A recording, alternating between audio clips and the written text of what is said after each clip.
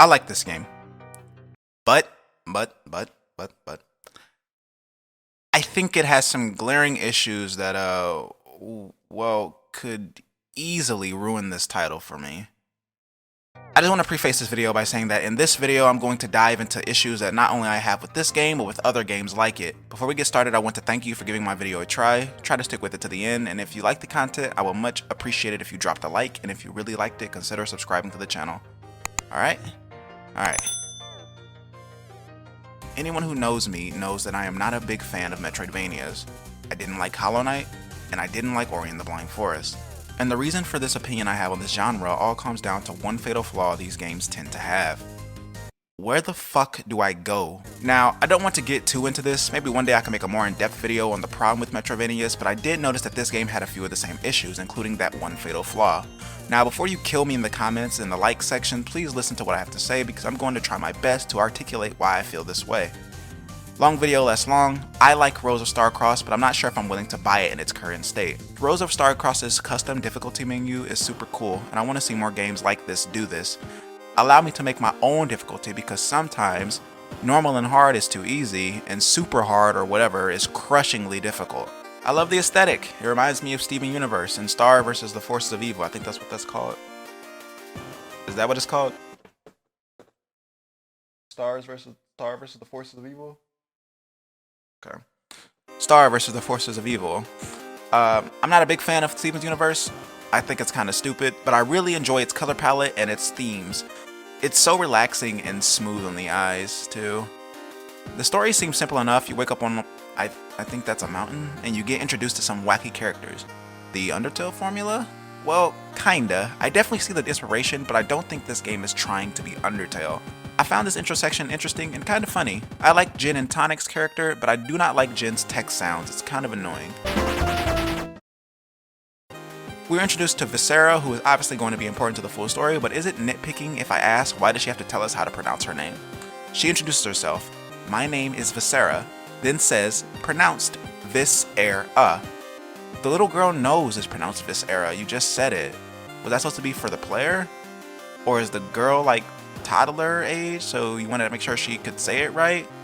I don't know. It's not really too much of an issue, but I just wondered how that got through. On first glance, this game looked hella polished, so I just found it a little strange, that's all. We stand in line with Viscera so that we can get our chance to pull the mythical sword from its resting place on some King Arthur type shit, and of course Viscera goes first.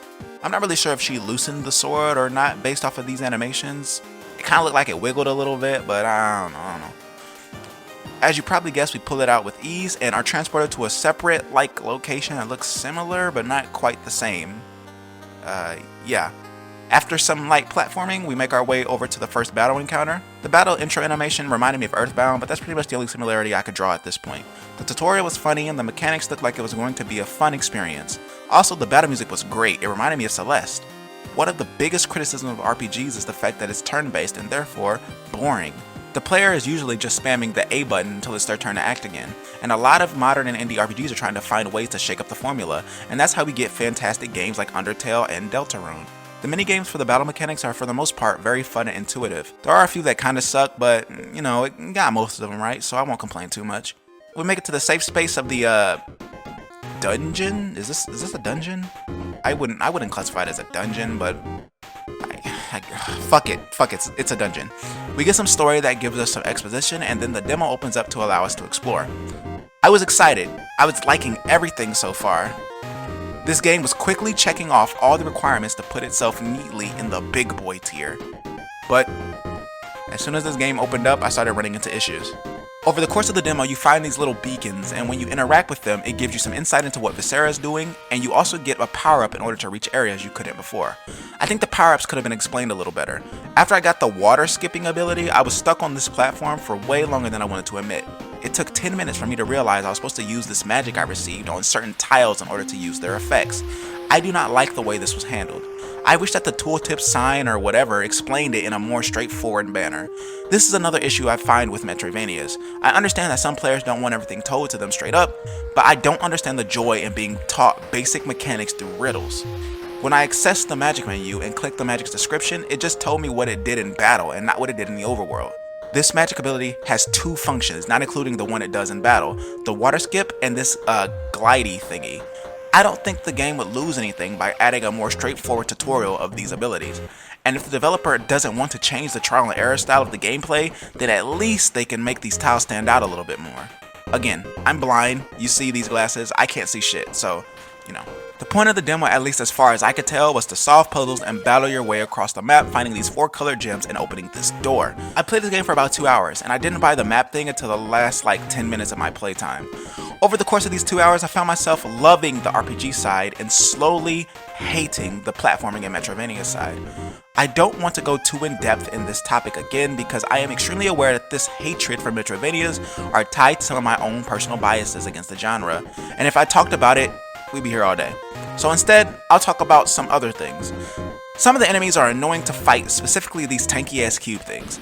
I'm not a big fan of the leveling through item system. I think a game like this would benefit way more from a normal just kill enemies, get EXP, you know, the usual type shit. This platforming section right here was mad annoying. Where is everyone? I played the demo version of the demo and not the full version of the demo, so I'm assuming that the full version has more people you can interact with. Because, well, if this is the tutorial dungeon, let's compare it to Undertale. Imagine Undertale's opening level, the ruins, with no one present. No Torio, no frogs, nothing. Yeah, this game is pretty and all, but it feels so empty. And if that was the point, cool. I just kind of think it would be cooler if I could talk to someone every once in a while. I got super excited when I found the vendor truck, but that excitement quickly left when I climbed in and realized no one was there. This might have been rectified in the full version of the demo, and I hope so since the description says it's for people who want to explore and look around, but if this is what the player gets to explore, then I don't really see the purpose. After fighting all 4 gems, we are hit with some more exposition, and then... Where the fuck do I go? A new door appears and you can interact with it a few times, but eventually it'll stop responding, and I'm assuming the demo ends when you open the door or something, but at that point I was so tired of navigating the world, I just couldn't be bothered. A game like this would definitely benefit from some sort of fast travel to locations of interest. Maybe you could buy a vending machine item to teleport you back to the safe space. Maybe once you visited the 2 doors, you can teleport back to them to get rid of backtracking. Y'all love this stuff, huh? Doing the same platforming puzzle like 10 times while you navigate a pretty world? It never gets tiring, huh? It never gets annoying?